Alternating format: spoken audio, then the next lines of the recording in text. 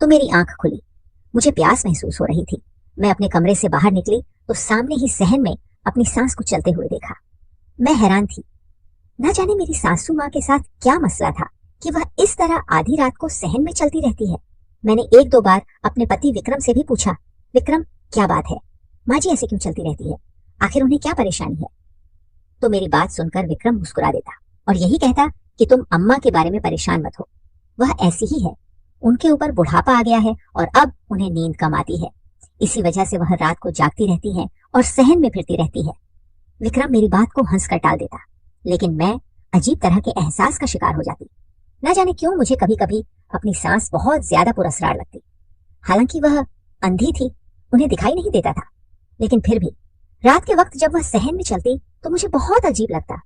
आज तो मैंने उनसे पूछा भी नहीं कि उनकी तबीयत ठीक भी है या नहीं, क्योंकि आज मेरा अपना मूड खराब था। आज मेरी अपने शौहर विक्रम से शाम को लड़ाई हो गई थी। हम दोनों के बीच काफी झगड़ा हुआ था, जिसकी वजह से मैं काफी देर तक रोती रही थी। मेरी शादी को अभी सिर्फ 15 माह हुए हैं।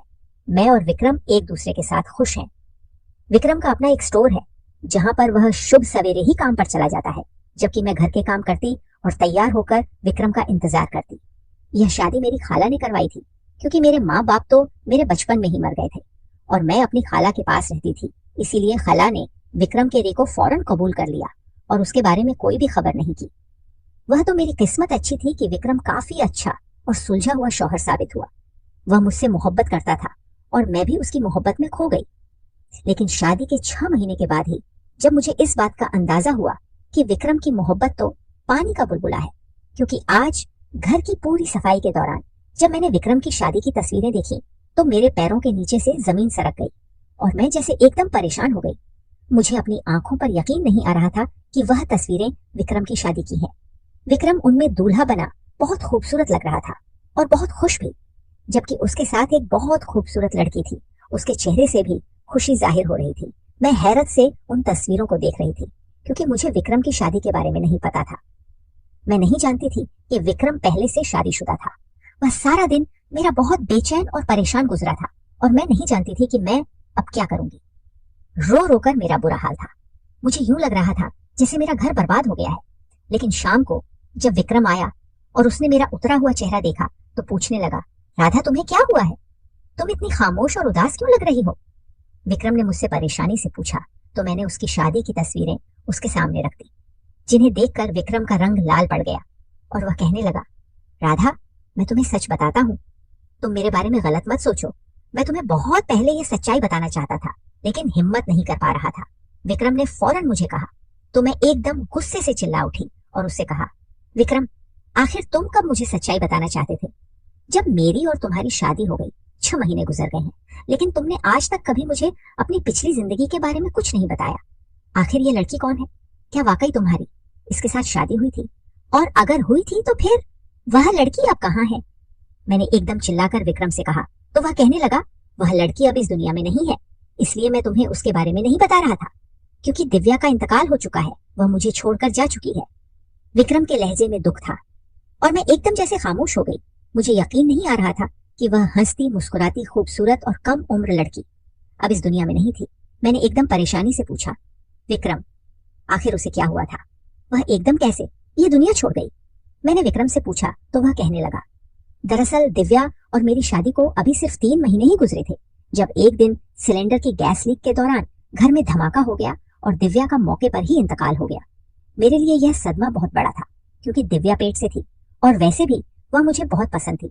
लेकिन उसके चले जाने के बाद मैं काफी उदास और परेशान रहा और कितने अरसे तक खुद को घर में बंद रखा। फिर आहिस्ता आहिस्ता अपने काम की तरफ ध्यान दिया तो अम्मा ने मेरी उदासी को देखते हुए दोबारा शादी का फैसला किया और मेरे लिए तुम्हें चुन लिया।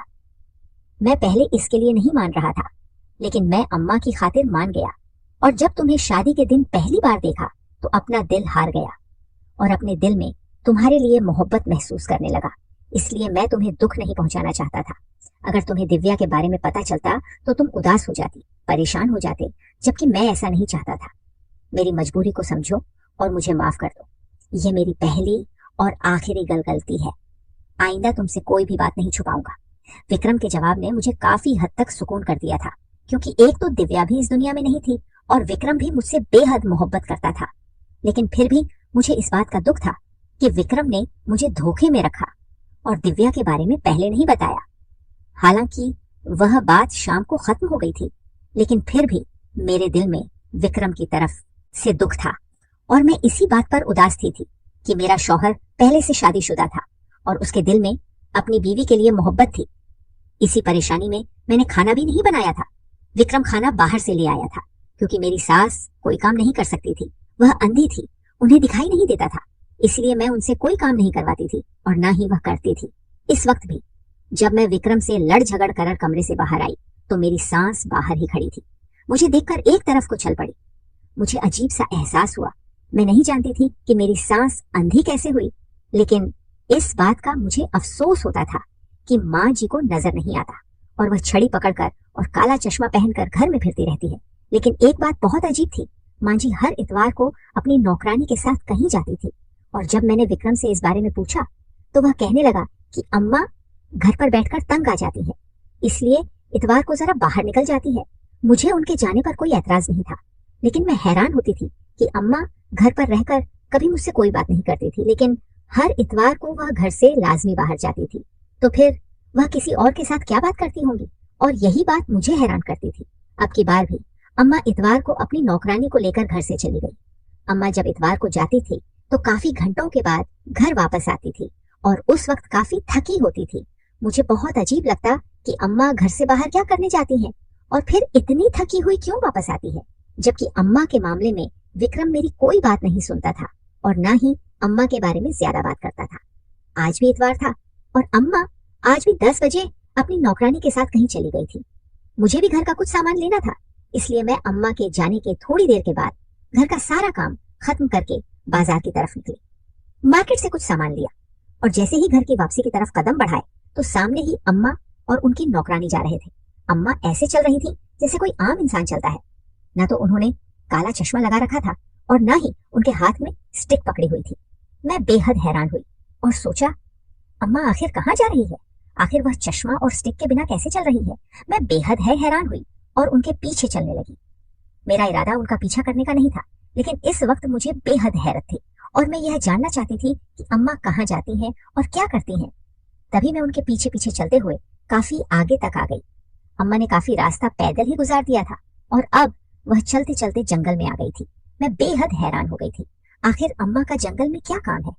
अम्मा के पीछे चलकर मैं थक चुकी की थी। मेरे हाथ में सामान था और पैर भी दर्द करने लगे थे, लेकिन मैंने सोच लिया था कि आज मैं अम्मा का राज्य जानकर ही रहूंगी, इसीलिए उनके पीछे पीछे जंगल में आ गई। अम्मा जंगल में आकर एक जगह पर बैठ गई। उनके हाथ में कुछ चीजें थी जो उन्होंने सामने रखी और आंखें बंद कर ली, जबकि उनकी नौकरानी उनके पीछे ही खड़ी थी। मैं हैरत से यह सब कुछ देख रही थी। मुझे अंदाजा हो गया था कि अम्मा कोई अमल कर रही है यकीनन हमारे घर की बेहतरी के लिए ही होगा। मैं अपनी सोच पर शर्मिंदा होती हुई वापस घर आ गई, लेकिन कुछ ऐसा था जो मुझे खटक रहा था और बेचैन कर रहा था।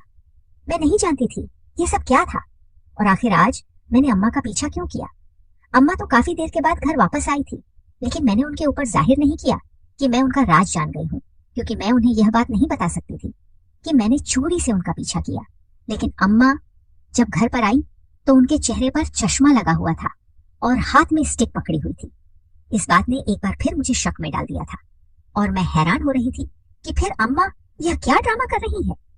क्या वाकई अम्मा अंधी भी हैं या नहीं? और यही बात रात को मैंने विक्रम से पूछ ली। विक्रम का मूड बहुत अच्छा था और इस वक्त वह मेरे साथ बड़े अच्छे अंदाज में बातें कर रहा था।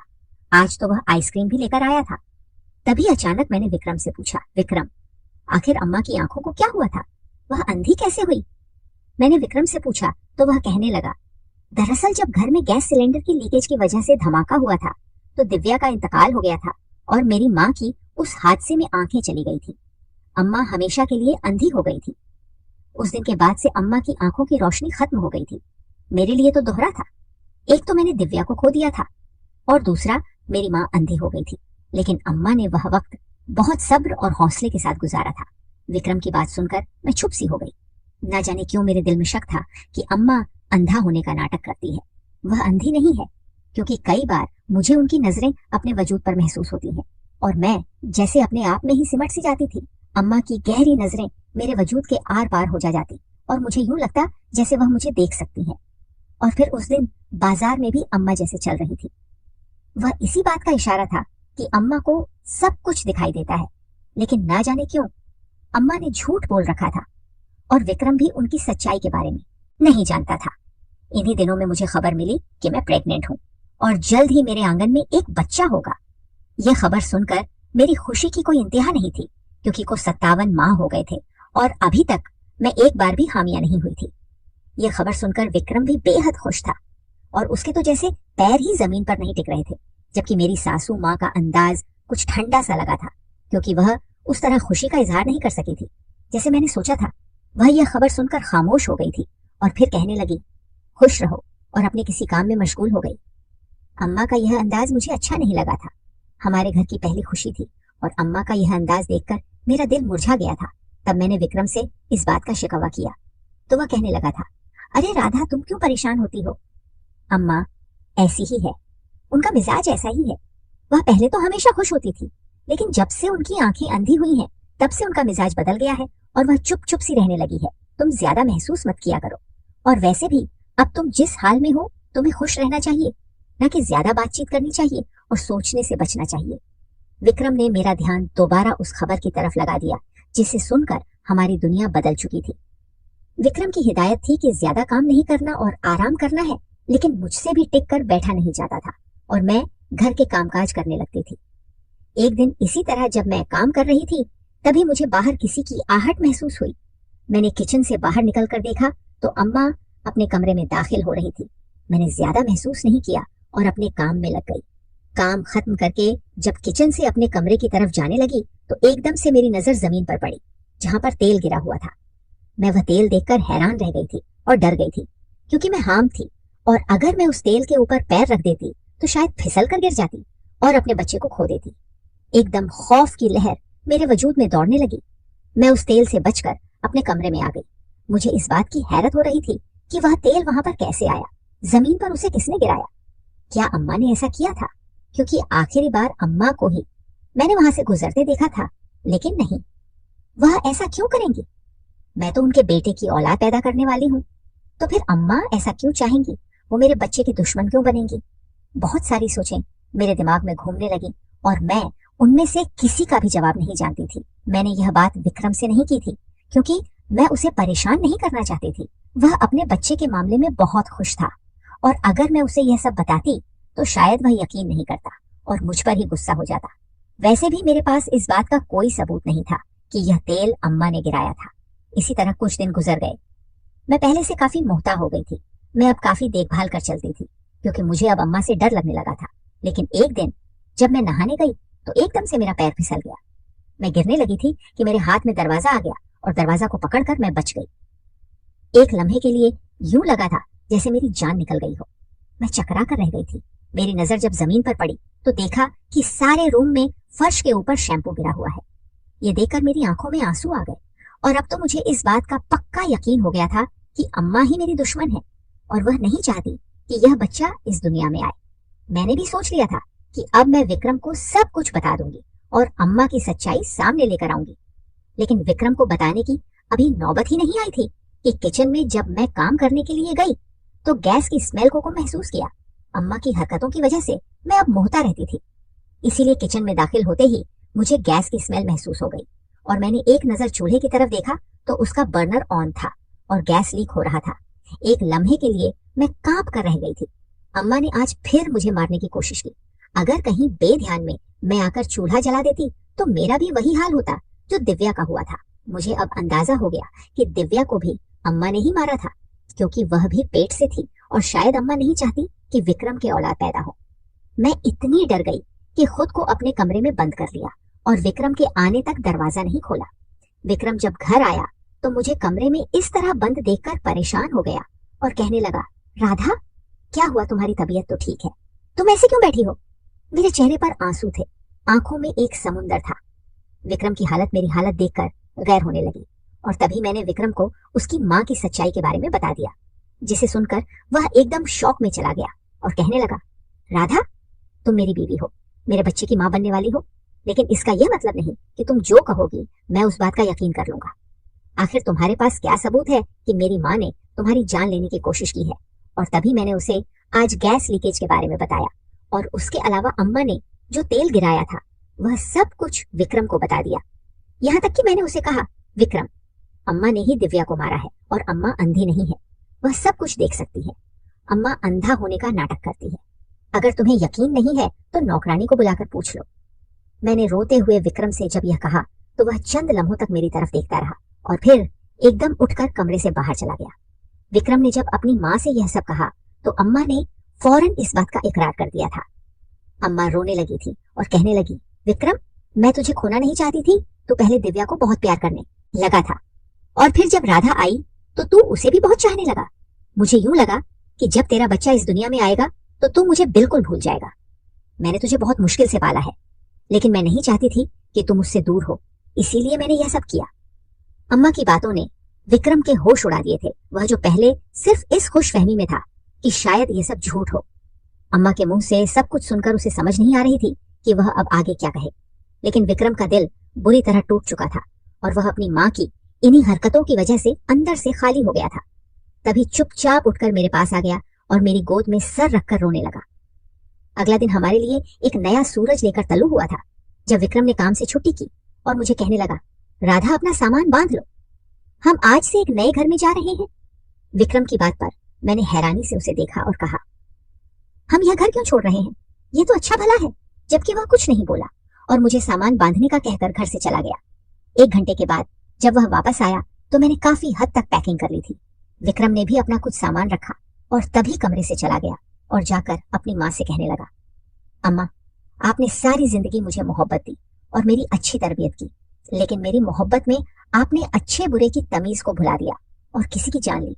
मेरी बीवी और बच्चे को जान से मार दिया और अब राधा और उसके बच्चे की भी दुश्मन बनी हुई है। मैं अब यहाँ पर नहीं रह सकता, क्योंकि आपको हमेशा यही डर था कि कहीं मैं आपको छोड़कर ना चला जाऊं, और अब आपका यह डर आपकी हरकतों की वजह से सच होने जा रहा है। मैं राधा को लेकर कहां से जा रहा हूं, क्योंकि मुझे अपने बच्चे की परवाह है और उसकी जान की हिफाजत करना मेरी जिम्मेदारी है। आप अब इस घर में अकेले रहे और अपनी गलती और गुनाह पर तौबा करें। यह कहते हुए विक्रम ने कदम बाहर की तरफ बढ़ाए, जबकि अम्मा रोते हुए उसे रोकने लगी, लेकिन विक्रम ने साफ मना कर दिया और कहा, अब से आपकी यही सजा है कि आप मेरी शक्ल को भी तरस जाएंगी। आपने मेरे साथ अच्छा नहीं किया और इतना अरसा मुझसे झूठ बोलती रही, और अब भी मुझे आपकी किसी बात पर यकीन नहीं आएगा, इसलिए बेहतर यही है कि मैं यहाँ से चला जाऊं। यह कहकर विक्रम मेरे पास आया और अपना सामान उठाया और हम एक नई मंजिल की तरफ चल पड़े, क्योंकि विक्रम अपनी माँ की सच्चाई जान चुका था और उसे इल्म हो चुका था कि उसकी माँ उसकी जिंदगी में क्या कुछ करती रहती थी। दोस्तों, उम्मीद करती हूँ आपको हमारी कहानी पसंद आई होगी। कहानी पसंद आई है तो वीडियो को लाइक करें, चैनल पर नए हैं तो चैनल को सब्सक्राइब करें, और हाँ, नोटिफिकेशन बेल को जरूर दबाएं ताकि अगली अपडेट सबसे पहले